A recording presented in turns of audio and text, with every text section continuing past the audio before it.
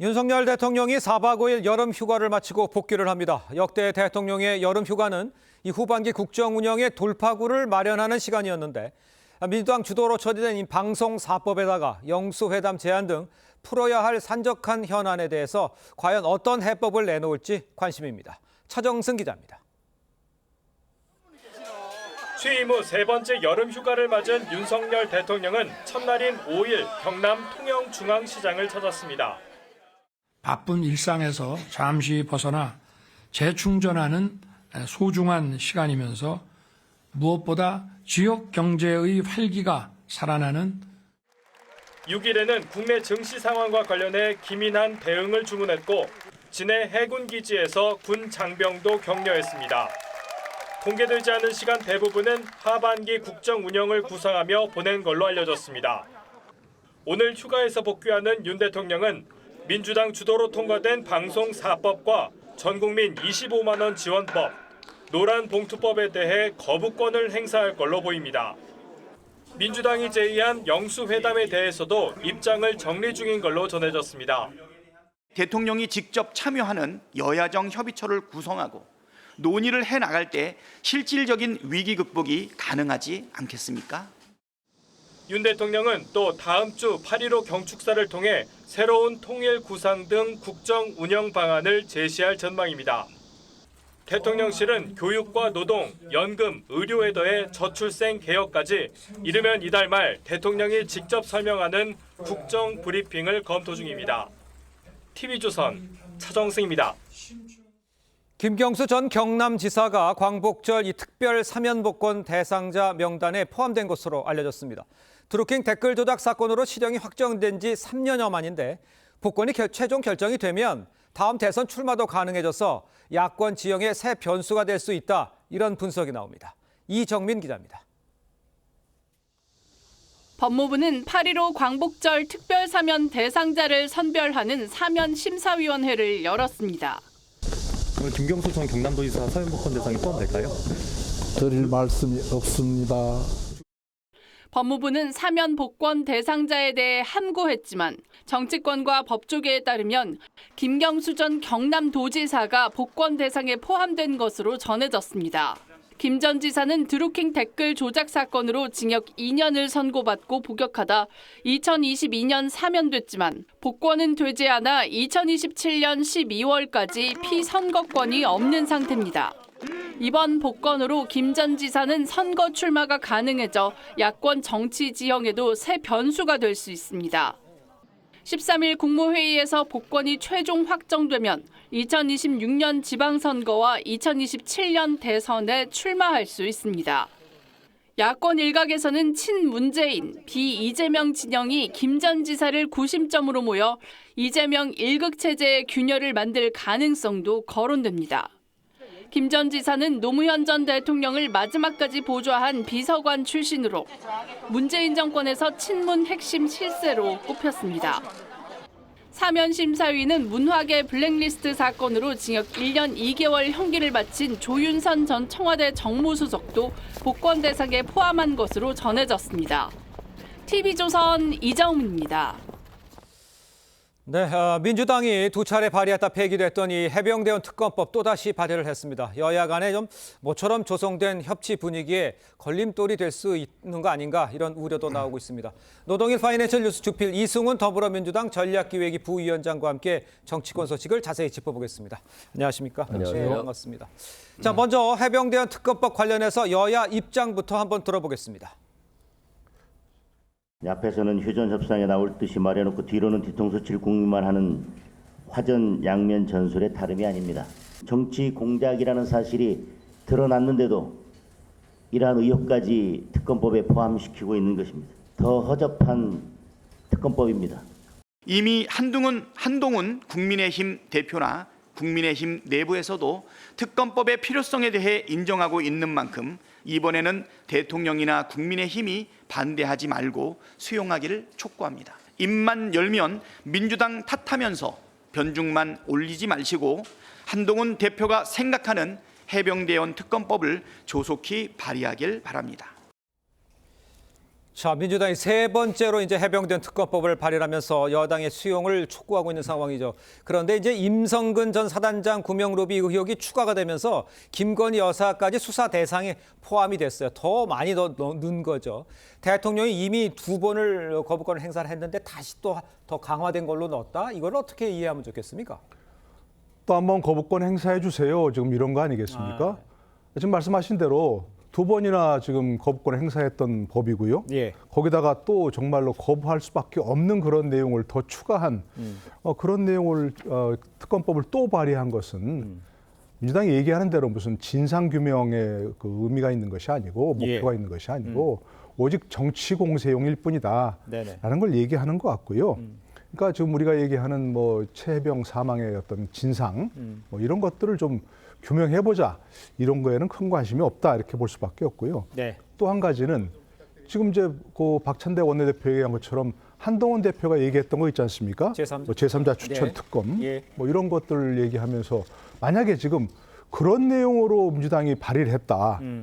대법원장 추천이 마음에 안 든다면 민주당이 처음에 했던 게 이제 대한변협 추천을 얘기했지 않습니까? 네. 그런 걸 포함해서 제3자 추천 특검을 하자. 이렇게 어떤 법안을 발의하면 국민의힘이 지금 입장이 난처할 거 아니겠습니까?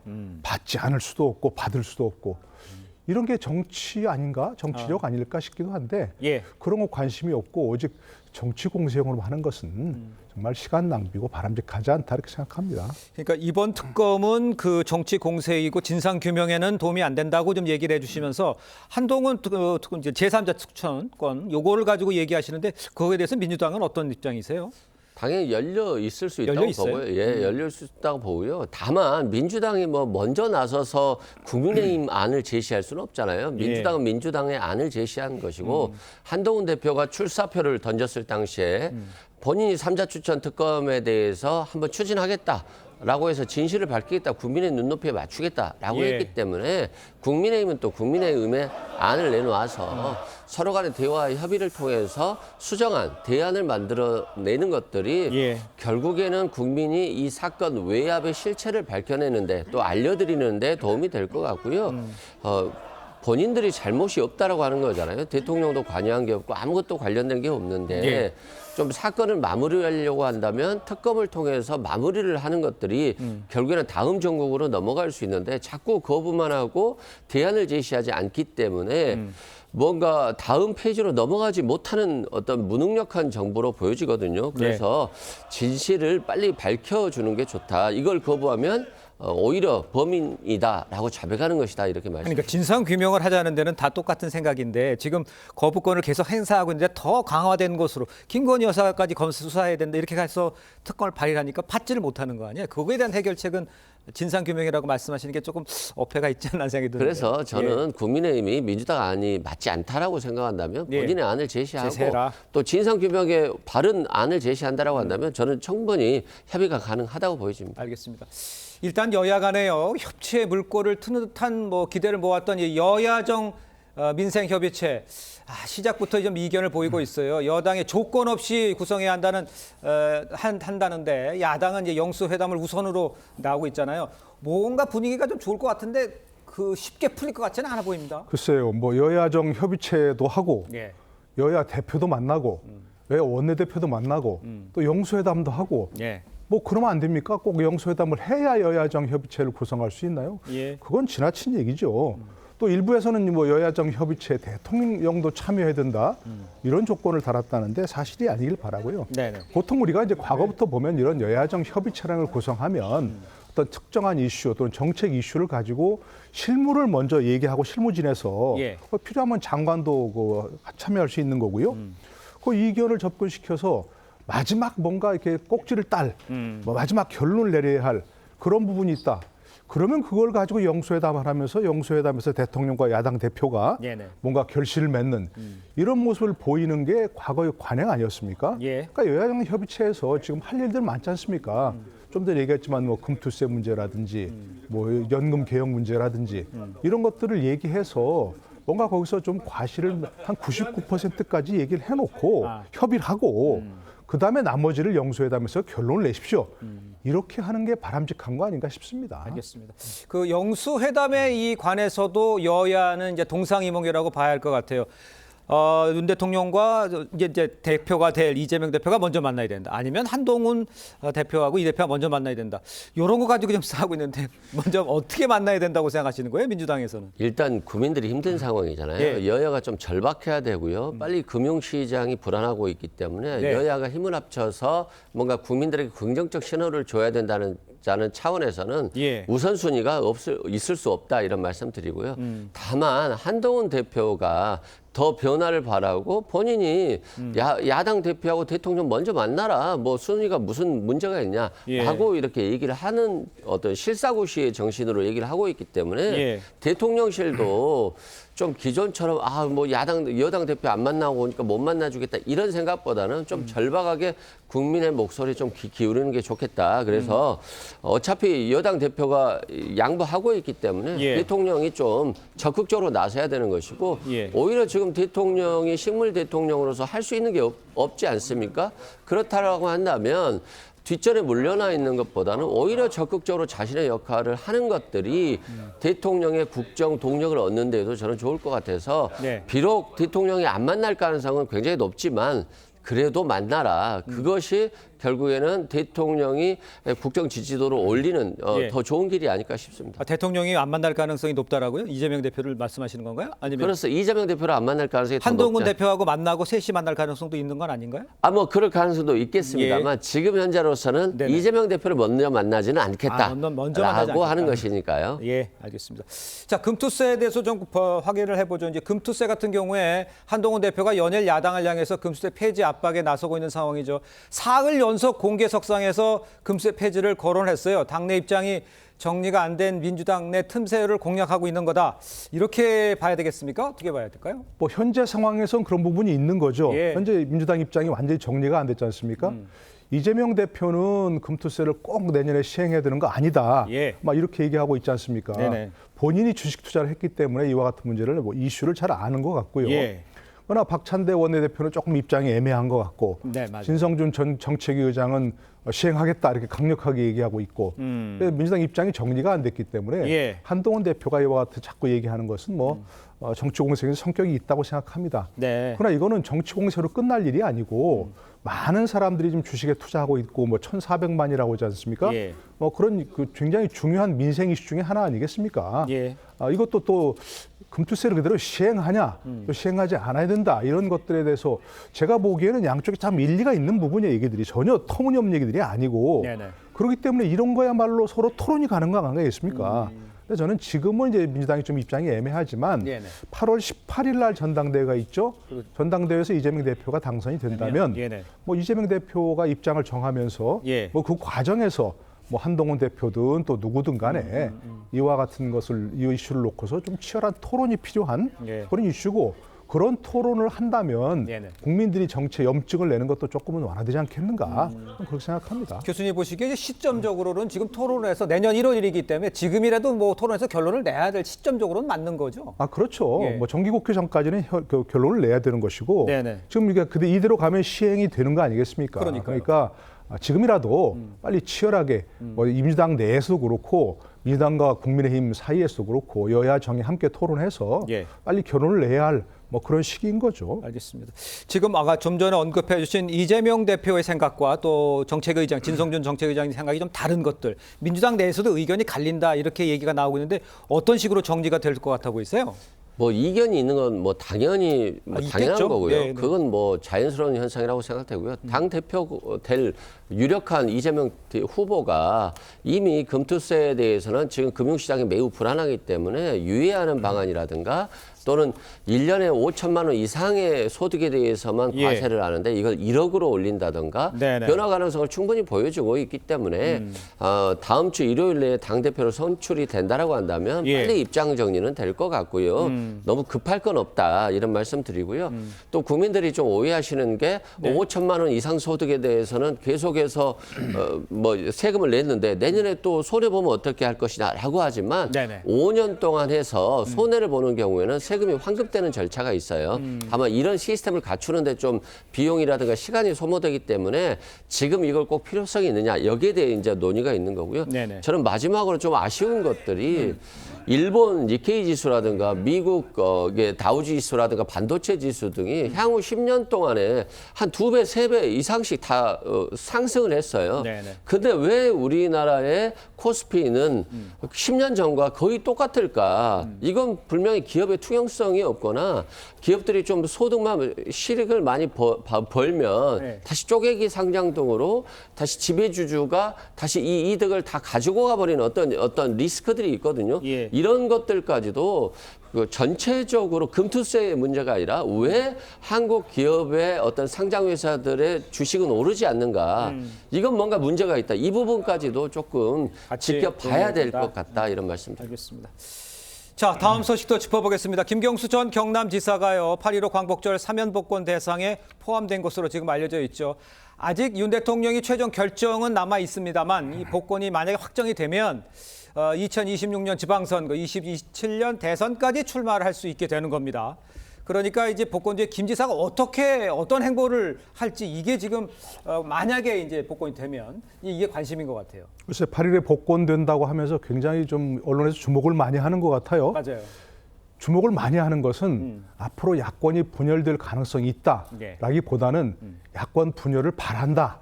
이런 거 아닌가 싶기도 해요. 그래서 처음에 이같이 지금 그 언론에서 많은 관심을 갖는 것은 특히 이재명 일극 체제로 민주당이 굳어졌기 때문에 예. 더 그런 거 아닌가 싶어요. 야권에서 예를 들어서 다양한 대선 주자들이 각축을 벌이고 있다 하게 되면 뭐 그 중에 하나 아니겠습니까? 예. 그런데 지금 그게 아니고 뭐 대선 주자도 이재명, 대표도 이재명. 이게 굳어져 가는 그런 추세에서 혹시라도 예. 김 전 지사가 다른 좀 행보를 하면서 야권이 대안이 생기는 거 아니겠는가. 이런 관심 때문에 많은 관심을 갖고 있다고 생각하고요. 네. 그런데 무엇보다도 이제 앞으로 어떻게 할 것인가는 본인의 역량에 달린 거죠. 그렇죠. 지금 좀 전에 말씀하신 대로 네. 뭐 대선 주자라고까지 얘기했는데 그건 지나친 속단이고 네네. 본인의 정치적 역량이 과연 이른바 뭐 야권에서 비주류로서 구심점을 가질 수 있느냐, 예. 뭐 친문 세력을 아우를 수 있느냐 이런 것들은 순전히 본인의 어떤 정치적 역량, 리더십 예. 이런 거에 달린 것이다. 그래서 앞으로 좀 지켜보는 게 필요하다고 생각합니다. 그 본인의 정치적 역량에 따라 달라진 거 당연하겠죠. 근데 친문이라든가 비명이라든가 이 부분에서 어떤 구심점 역할을 할 수 있는 기회는 되지 않을까요? 어떻게 보십니까, 민주당에서? 뭐 충분히 그 정도는 될 것 같아요. 네. 지금 이재명의 민주당이고 이재명 대표가 90% 가까이 지지를 얻는 상황이기 때문에 예. 지금 김경수 지사가 복권된다라고 해서 특별하게 당장 대통령 후보가 된다거나 구심점으로서 뭔가 세력의 파이를 굉장히 키우기는 어렵습니다만 예. 그럼에도 불구하고 아마도 이재명 대표의 어떤 사법 리스크가 좀 현실화되거나 문제가 생겼을 때 이것들을 파고드는 데 있어서의 구심점 역할을 할 수 있을 것 같고 예. 그렇기 때문에 국민의힘이라든가 대통령실 입장에서도 네. 어차피 김경수 전 지사가 대통령 후보가 될 가능성이 별로 없지만 되더라도 해볼 만한 상대다. 아. 그리고 또 야권 부전에 뭐 불쏘시개 정도는 될 수 있지 않을까라고 하는 상황에서 아마 뭐 복권을 한 것 같고요. 네. 다만 어떤 정치적 행위는 다 정치적 의도가 있습니다만 예. 그 의도대로 되는 것은 아니기 때문에 오히려 야권 분열보다는 야권이 통합되는 계기가 될 수도 있다라고 말씀드립니다. 아까도 좀 전에 이제 이재명 대표 이제 사법 리스크 얘기를 해주셨는데 김 전 지사가 이제 복권이 야권 분열의 촉매가 될 수 있다 이런 주장 나오고 있죠. 지금 상황에서 보면은 10월쯤에 이제 이재명 전 대표의 이제 그 선고들이 잇따라 나오잖아요. 그렇게 되면 뭔가 좀 다른 흐름 이런 것들이 좀 연출이 될 수 있지 않을까요? 또 뭐 좀 성급한 관측이긴 한데요. 네네. 어쨌든 뭐 그 결론이 나오더라도 네네. 어떻게 나올지도 아직 확실치 않지 않습니까? 그렇죠. 예. 거기다 1심 1분이고 대법원 판결까지 나오려면 뭐 사실 굉장히 오래 걸리겠고 대선 전까지 나올지 안 나올지도 모르는 상황인데 그럼 어쨌든 만약에 이제 10월에 있는 1심에서 유죄 판결이 나온다면 그러면 뭔가 좀 분위기가 바뀔 수 있는 것들이고 네네. 그러면 민주당이나 야권에서도 이재명 대표가 좀 위험한 거 아니겠는가? 일극체제로 가면 너무 위험한 거 아니겠는가? 대안은 없는가? 이런 것들을 충분히 찾을 수 있고 예. 그 과정에서 김경수 지사가 전 지사가 여러 가지 역할을 할 수 있겠다. 뭐 그런 생각은 듭니다. 알겠습니다. 민주당 내 일극 체제 변화도 있을 수 있다라는 지적도 해주신 것 같습니다. 자, 오늘 두 분 말씀은 여기까지 듣겠습니다. 고맙습니다.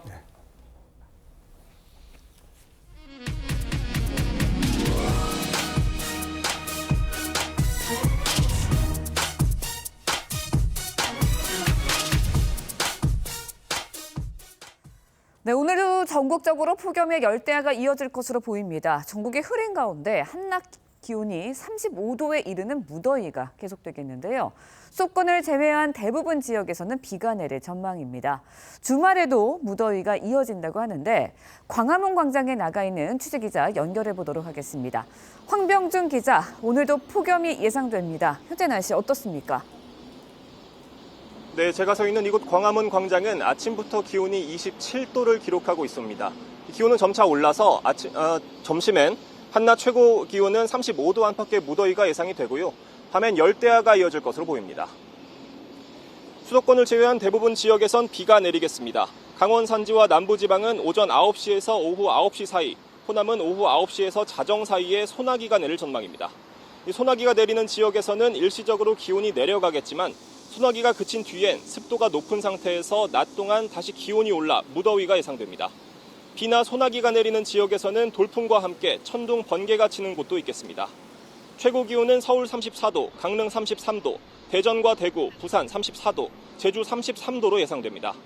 오전 9시까지 경기 남부와 강원 내륙 산지, 충청, 전북 내륙에 가시거리 200m 미만의 짙은 안개가 끼는 곳이 있을 것으로 보입니다. 특히 동해 남부 해상엔 바다 안개가 끼는 곳이 있고요. 일부 섬 지역에서도 가시거리 200m 미만의 짙은 안개가 끼는 곳이 있겠습니다. 제5호 태풍 마리아가 일본 동쪽 해상으로 접근 중인데요. 한반도에는 큰 영향을 미치진 않을 것으로 예상됩니다. 광화문 광장에서 TV조선 황병준입니다. 네, 북한 주민 한 명이 한강 하구를 걸어서 귀순했습니다. 썰물 때 물이 빠져 바닥이 드러난 갯벌을 걸어 강화도 앞 교동도로 귀순을 한 건데 북한과 교동도의 직선거리는 2.5km 정도로 우리 군은 귀순 출발 지점부터 감시해왔다고 밝혔습니다. 서해 방면으로 북한 주민이 귀순한 건 지난해 5월 목선 귀순 이후 1년 3개월 만입니다. 이태형 기자의 보도입니다. 북한 황해남도와 마주하고 있는 인천 강화군 교동도 한강 하구 남북 중립수역입니다. 북한 주민 한 명이 썰물 시간에 이 지역 갯벌을 걸어 귀순했습니다. 우리 군은 북한 주민 한 명이 중립수역을 넘어 교동도에 도착한 뒤 귀순 의사를 밝혔다고 했습니다. 군은 열상 감시 장비로 처음엔 2개의 점을 식별했는데 한 명이 귀순했다고 설명했습니다. 저희가 사실은 출발 지점부터 계속 감시를 해서 유도를 했던 성공적인 작전이었기 때문에 강화도 교동면과 북한 황해남도 연안군의 직선 거리는 2.5km고 썰물 시간은 새벽 1시 38분이었습니다. 간조시 갯벌이 드러날 정도로 조수간만의 차가 심해 지난 2012년부터 2017년까지 북한 주민 6명이 헤엄쳐 귀순한 바 있습니다. 거리가 굉장히 가깝고 수심이 되게 얕은 편이에요. 북한 유관으로 보일 정도라서 물 빠지면은 가능해요. 합참은 신병을 확보해 국정원에 인계했다며 북한군의 특이 동향은 없다고 했습니다. 서해 방면으로 북한 주민이 귀순한 건 지난해 5월 목선 귀순 후 1년 3개월 만입니다. TV조선 이태형입니다. 네, 가수 김호중 씨에게 뺑소니 피해를 본 이 택시기사 A씨가요. 김 씨를 선처해달라는 내용의 탄원서를 법원에 제출한 것으로 전해졌습니다. 네, 관련 내용 최진영 변호사, 이승훈 변호사와 함께 자세히 짚어보도록 하겠습니다. 안녕하세요. 네, 안녕하십니까. 반갑습니다. 그러니까 지금 피해자인 택시기사가 가해자인 김호중 씨에게 탄원서를 냈다. 이런 경우가 흔합니까? 네, 뭐 제3범죄라든가 네. 아니면은 뭐 상해죄라든가 폭행 이런 케이스에서는 합의하는 것이 피해를 어떻게 보면 그 형사처벌 수위를 낮출 수 있는 가장 핵심 관건이다 보니까 네. 이처럼 그 피해자로부터의 합의서와 탄원서를 제출하는 것은 상당히 일반적인 것이 아닌가 싶은데요. 네. 지금 말씀하신 것처럼 지난 5월 9일 날 강남에서 술을 먹고 운전을 해서 사고를 내고 도주했고 네. 그 도주한 이후에 수사하는 과정에서 어떻게 보면 다른 사람을 어떻게 보면 대리 출석시키는 등 여러 가지 문제가 있었었는데 이를 지금 그 검찰이 특정범죄 가중처벌법상 위험운전치상 그리고 또 도주치상으로 지금 기소를 했는데 첫 재판은 지난 7월 10일 날 열렸다고 합니다. 네. 그리고 확인을 해봤더니만 지난 6월 13일 날 피해자와 합의를 하고 처벌 불원 탄원서를 냈다라고 하는 것 같은데요. 예. 결국 말씀드린 것처럼 이 적어도 다른 뭐 증거인멸 교사라든가 이런 부분과는 별도로 지금 그 특가법상 뺑소니와 관련해 가지고는 예. 어쨌든 피해자로부터의 어떤 합의서와 탄원서가 중요하다 보니까 변호인 입장에서는 이와 같은 그 피해자의 탄원서를 받아서 내는 것은 뭐 일반적인 케이스가 아닌가 생각을 합니다. 그렇군요. 네, 김호중 씨의 팬들도 수천 장의 탄원서를 냈다고 하는데 탄원서가 지금 상황에서 재판부 판단에 영향을 줄 수 있나요? 일단 피해자의 탄원서나 처벌 불원서는 굉장히 영향이 많이 있습니다만 네. 팬들이 탄원한 것들은 뭐 그렇게 큰 영향은 없을 것 같아요. 왜 그러냐면 이 사건 자체가 어떻게 보면 사고가 발생하고 바로 신고하고 잘못을 인정했다라고 한다면 네. 간단한 사건이거든요. 그렇죠. 근데 이걸 도주해버리고 음주도 안 한 것처럼 편의점에 가서 술을 사고 결국에는 음주가 기소도 되지 못했고요. 그리고 또 범인 도피를 교사한다고 해서 매니저를 또 경찰서로 보내서 대신 자수하게 하는 등 예. 굉장히 비난받을 만한 상황이었기 때문에 탄원서가 이렇게 많이 들어갔다고 할지라도 실형이 나올 가능성이 굉장히 많아요. 그렇기 때문에 네. 아마도 계속적으로 반성문을 많이 써야 될 것 같고요. 예. 그리고 진심으로 자신의 행위에 대해서 잘못해야 될 것 같아요. 공범들 같은 경우는 저번 재판길에 다 자백을 했었습니다만 예.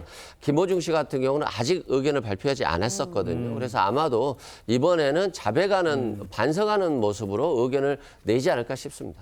그러니까 김호중 씨 같은 경우에는 사고를 낸 게 크게 문제가 된 게 아니라 그 대처 방법 거기에 문제가 많았었던 것 같아요. 그렇죠. 예. 그 부분에 있어서 국민들의 실망이 굉장히 높았습니다. 실질적으로 예. 지금 탄원서를 내는 케이스는 상당히 많습니다. 하지만 좀 위험 부담도 지고 내는 거거든요. 판사에 따라서 이런 식으로 수천 개의 탄원서를 내는 것은 재판부의 선처를 압박하는 것이 아니냐라고 해서 비판적으로 보는 판사님들도 있는 반면에 이렇게 그 사회적으로 관심이 많구나 이렇게 한다고 하면은 이 선처해 준다 하더라도 네네. 재범의 가능성이 낮아질 수 있구나 이런 판단을 할 수 있을 수 있기 때문에 양가적입니다. 다만 말씀드린 것처럼 오히려 예. 긁어 부스럼이 될 수 있는 그런 부분도 없지 않기 때문에 예. 과연 최종적으로 재판부한테 어떤 식의 어떤 그 판단, 그 마음의 그 영향을 줄지에 대해서는 사실은 좀 지켜봐야 되는 것이 아닌가 싶습니다. 알겠습니다. 네. 자, 다음 소식도 짚어보겠습니다. 연세대가요 조국 혁신당 대표 아들의 이 석사 학위를 최근 취소를 했습니다.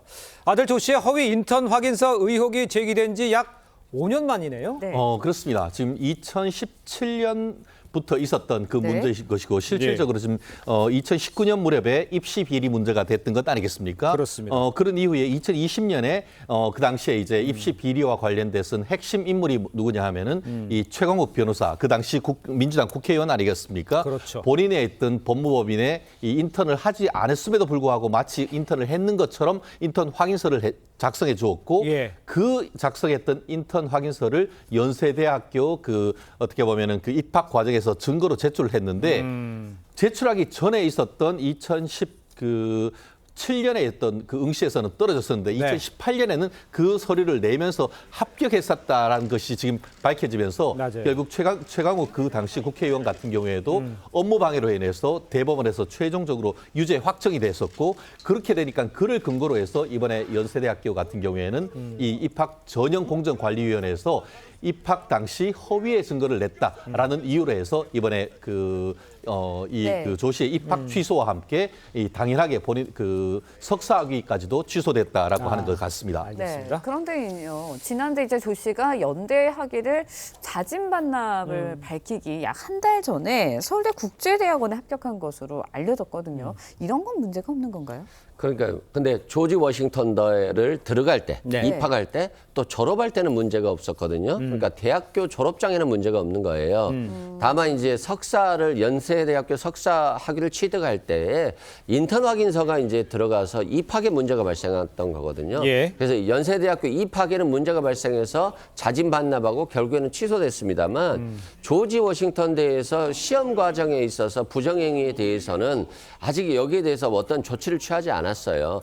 그래서 조지 워싱턴대 졸업에는 문제가 없고 또 이 성적과 관련해서도 뭐 성적을 취소했고 네네. 다시 시험 봐라 뭐 이런 절차를 취하지 않았기 때문에 이 대학교 서울대 대학원 입학에는 네. 아직까지는 문제가 없는 것으로 보여집니다. 아, 그렇군요. 일단 그 서울대 측이요, 이 조 씨의 이 대학원 입학을 취소할 가능성도 있다고 보시는지, 또 네. 향후 수사는 어떻게 되는지 이건 사실 궁금합니다. 그렇습니다. 예. 두 가지 쟁점이 되겠죠. 네. 하나는 아까 말씀드린 것처럼 서울대 국제대학원에 대해서 할 때 무엇을 냈느냐. 네. 지금 확인한 그러니까. 바로는 조지 워싱턴 대학교의 학부니까 학부 성적 증명서, 졸업 증명서는 냈는데 네네. 그 반면에 아까 얘기했던 연대에서 냈었던 예. 이 법무법인의 인턴 확인서는 제출하지 않았다라고 지금 그 서울대 측에서는 해명하고 설명을 예, 하고 있습니다. 예. 그러다 보니까 그 법무법인 인턴 확인서를 내지 않았기 때문에 네네. 그 부분과 관련해 가지고는 문제가 없고 다만 아까 변호사님 말씀하신 것처럼 조지 워싱턴대 성적 증명서를 내는 것과 관련해 가지고는 아직까지 조지 워싱턴 대학교 자체에서 보면은 지난번 2번 퀴즈를 보는 과정에서 이 조국 부부가 예. 어떻게 보면 그 태평양을 두고 이 시험을 도와줬다는 사실이 지금 밝혀져서 그 부분도 유죄가 인정됐지만 네. 그 부분이 있었다 하더라도 조지 워싱턴대 자체가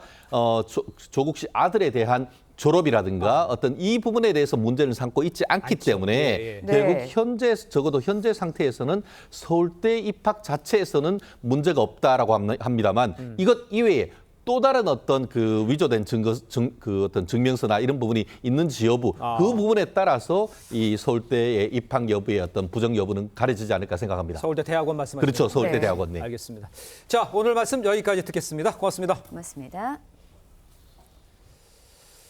네, 서울시 공공자전거인 따르릉과 이 공유형 이 전동 퀵보드를 타고 난폭 운전을 일삼았던 이른바 이 따릉이 폭주족 SNS 계정 운영자가요 경찰에 붙잡혔습니다. 자꾸 봤더니 10대 고교생이었는데요. 경찰은 미성년자이지만 사회적 불안을 유발했다는 점을 감안해 처분한다는 방침입니다. 이낙원 기자의 보도입니다. 공공자전거와 전동 킥보드를 탄 무리가 인파 사이로 질주합니다. 보행자를 위협하는 급정거는 물론 뒤쫓는 경찰관을 조롱하기까지 합니다.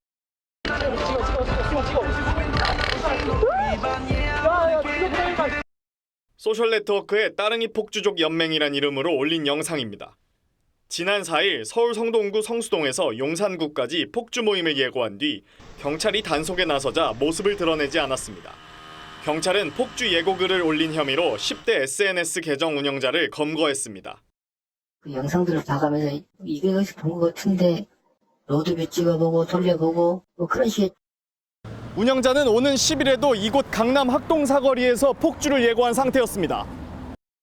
해당 운영자는 검거 직후 SNS 게시글을 모두 삭제한 것으로 파악됐습니다.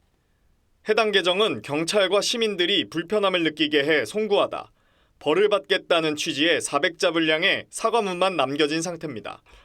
경찰은 계정 운영자가 미성년자이지만 시민들의 불안을 유발하고 대규모 경찰력이 동원된 점 등을 고려해 특수협박죄 적용을 검토 중입니다. TV조선 이낙원입니다.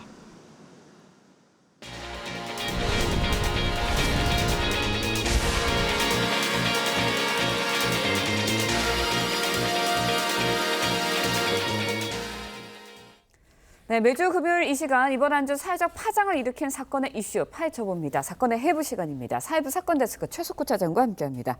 안녕하세요. 오늘 나눌 주제 어떤 건가요? 네, 오늘의 주제입니다. 마약 도대체 어디까지인가? 회원수 300명을 넘는 대학생 연합 동아리 얘기입니다. 소위 말하는 명문대생들이었습니다. 그런데 이 동아리에서 환각 파티가 벌어졌습니다. 고급 호텔에서 집단 투약을 하는가 하면 네. 마약을 유통, 판매하기까지 했습니다. 동아리 회장 등 3명이 구속됐습니다. 도대체 이곳에선 어떤 일이 있었던 걸까요? 우리 사회의 마약은 어디까지 스며든 걸까요? 주요 13개 대학의 대학생 총 14명이 마약을 매매하고 투약한 사건을 적발하였습니다. 마약 수사 대비 방법을 알려주는 텔레그램 채널이 운영 중입니다. 대학생 등 약 9천 명이 구독 중인 것을 확인하였습니다. 네, 그런데 이제 많은 분들이 대낮에 단체로 대학가에서 이렇게 춤을 추는 동영상 보면서 놀라셨거든요. 근데 이 동아리 어떻게 만들어지게 된 건가요? 네, 30대 동아리 회장 A씨, 명문대 출신의 대학원생이었습니다. 2021년에 친목을 목적으로 동아리를 만들었는데 호화 파티를 열면서 회원 수 300명의 거대 동아리로 몸집을 불렸습니다. 외모 학벌, 집안 등을 토대로 해서 동아리 면접까지 봤다고 하는데 네. 2022년 A씨가 마약에 손을 대면서 동아리에 변화가 생깁니다. 회원들 간 집단 마약 투약이 시작됐고 마약 투약과 함께 유통과 네. 판매까지 관여합니다. 네, 그러면 정리를 해보면 회원들에게 마약을 직접 나눠준 건가요? 네, 처음에는 그랬습니다. 마약이 무서운 이유 중 하나가 중독성 아니겠습니까? 네. A씨 처음에는 참여율 높은 회원들에게 액상 마약을 건넨 뒤에 네. 마약의 늪으로 끌어들였습니다. 이후에 중독된 회원들이 늘자 본격적인 수익 사업을 시작하게 되는데 네. 공동구매로 마약을 사들인 뒤에 회원들에게 2배 넘는 가격에 아이고. 팔았습니다. 지난해에만 1,200만 원어치의 마약을 사들였고 유통과 판매를 통해서 벌어들인 돈은 네. 이보다 훨씬 많은 것으로 검찰은 추정했습니다. 회원들은 호텔이나 공연장은 물론이고 네. 해외까지 나가서 마약을 했습니다. 네, 마약이 뭐 우리 일상에 파고들었다는 소식 종종 전해드렸는데 이렇게 대학가에까지 깊숙이 파고들었다는 게 믿기지 않습니다. 네, 한국이 마약 청정국이라는 말은 이미 오래전 얘기입니다. 투약자 중에는 의대와 약대 준비생, 법조인을 꿈꾸는 로스쿨 준비생까지 포함되어 있었는데 수사에도 철저히 대비했습니다. 동아리 회원들이 나눈 대화 내용 들어보겠습니다. 근데 이게 뭐 핸드폰 막 포렌식하고 그러지 않아? 핸드폰 제출하라 그래. 그럼 제출하면 돼. 근데 비밀번호는 풀어줄 필요가 없어. 그래서 나도 비밀번호 15자리 이상으로 다 설정해놨고 텔레그램도 다 안 되게 해놨고. 네, 그렇다면 비밀번호를 풀어주지 않으면 수사망을 피할 수 있다는 건가요? 네, 저들이 말하는 건 그렇습니다. 네. SNS를 통해서 마약 검사에 걸리지 않는 방법과 휴대전화 자료 영구 삭제 방법은 물론이고 네. 과거 판결을 토대로 해서 수사기관에 붙잡히면 어떻게 진술해야 되는지까지 공유했습니다. 투약자들 간의 전화통화 내용 좀 더 들어봐야겠습니다. 재판받고 판결 난 거 보면은 몰랐다고 하면은 무죄야. 나는 그냥 누가 준 클럽에서 준 술을 마셨는데 나는 마약 한 줄도 몰랐는데 그게 마약이었던 것 같다. 이렇게 말해서 무죄 받은 게 꽤 있거든. 네, 더욱 놀라운 건 이들이 정보를 공유했던 SNS 단체 대화방엔 9,000명 이상의 사람들이 있었다는 점입니다. 네. 그렇다면 정황상 이번에 적발된 사람들이 빙상의 일각일 수도 있겠다. 이건 같아요. 네, 이게 문제입니다. 지난해 수도권 대학가에는 50배 이상의 효과를 내는 획기적인 액상 대마를 판매한다는 광고 전단이 뿌려진 적이 있습니다.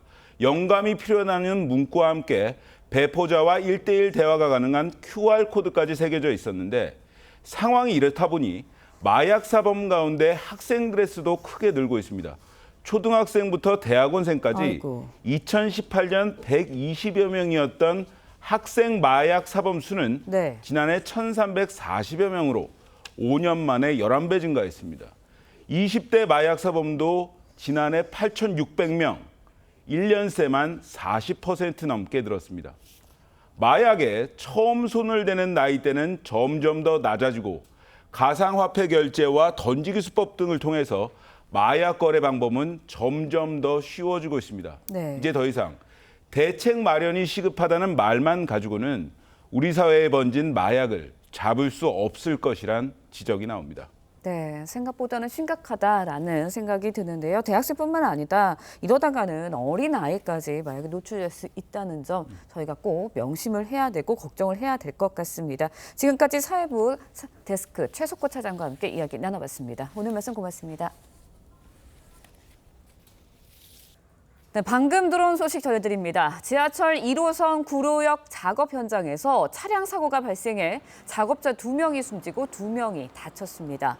오늘 새벽 2시쯤 서울 지하철 1호선 구로역에서 상행선 점검 차량과 선로 보수 작업용 차량이 서로 충돌해 30대 작업자 1명이 현장에서 숨지고 다른 1명은 병원으로 옮기던 중 사망했습니다.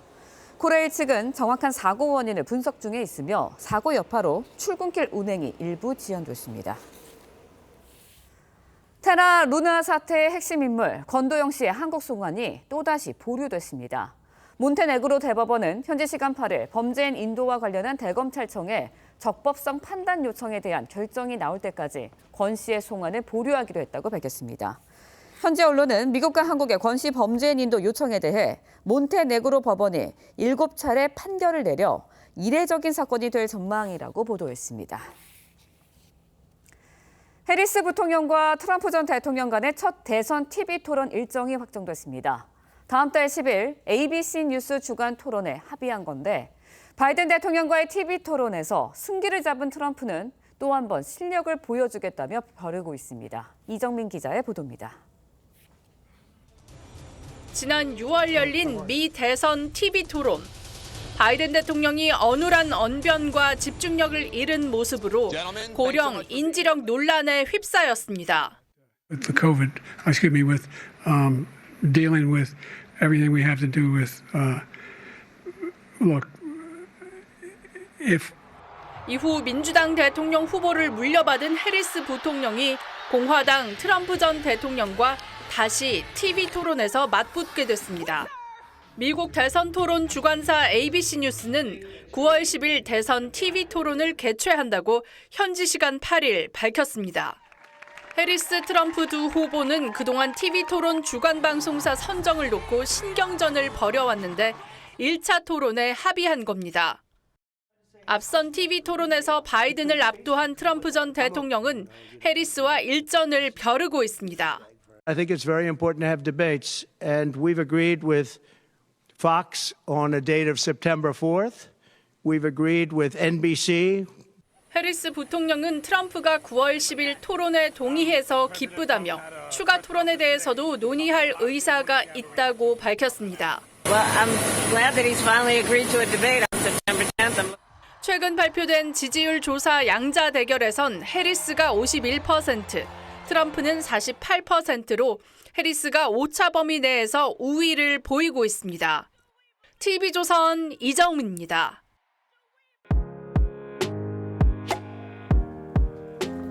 렌즈에 담긴 그 순간 그 의미를 짚어보는 시간이죠. 사진 기자가 선택한 아침의 한 장입니다. 오늘은 조선일보 사진부 오종찬 기자와 함께합니다.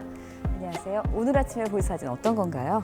네, 파리올림픽 챔피언스 파크에서 메달리스트가 에펠탑을 배경으로 포즈를 취하고 있는 장면입니다. 파리올림픽이 막바지로 향하고 있는데요. 경기장 밖에는 아주 특별한 장소가 있습니다. 매일 축제가 벌어지고 있는 현장, 사진으로 만나보시죠. 영국의 금메달리스트 무라이언이 페이지 선수가 환호 속에 점프를 했습니다.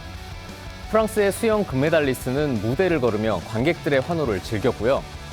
테니스를 제패한 조코비치도 에펠탑을 배경으로 금메달 인증샷을 찍었습니다. 이 무대는 메달리스트들이 더 많은 사람들에게 축하받을 수 있게 에펠탑 앞에 만들어졌습니다. 네, 선수와 팬들이 함께 즐기는 모습을 보니 정말 축제 같은데요. 우리나라도 이번에 많은 메달을 따고 있는데 이 무대에 오른 한국 선수 못 본 것 같아요. 네, 이 세리머니는 의무적인 건 아니라서 참석 여부는 전적으로 선수의 선택에 달려 있습니다. 아쉽게도 한국의 메달리스트들은 아직 자원한 선수가 없었는데요. 참석자 중에는 정말 소중한 추억이었다며 눈물을 흘리는 선수도 있었습니다. 파리에 있는 사진 기자들은 한국 선수가 이 무대에 서기를 학수고대하고 있다고 합니다.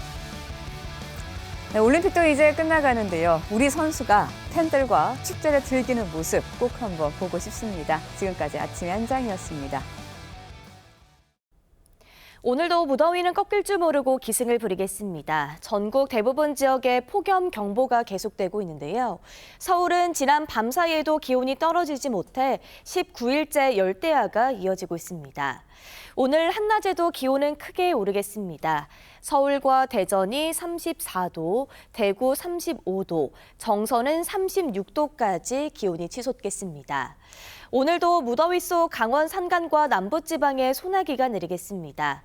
오늘 남부지방에 5에서 40mm, 제주는 5에서 60mm의 비가 예상됩니다.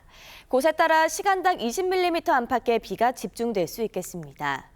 오늘 전국 하늘에 구름이 많겠고 오전까지 중부와 전북에 짙은 안개가 끼겠습니다. 주말인 내일 곳곳에 소나기가 내리겠고 무더위와 열대야도 당분간 계속되겠습니다. 오늘의 날씨 이나일입니다. 네, 이상으로 금요일 뉴스 퍼레이드 마칩니다. 네, 저희는 다음 주 월요일 아침 7시 30분에 다시 찾아뵙겠습니다. 시청해주신 여러분 고맙습니다.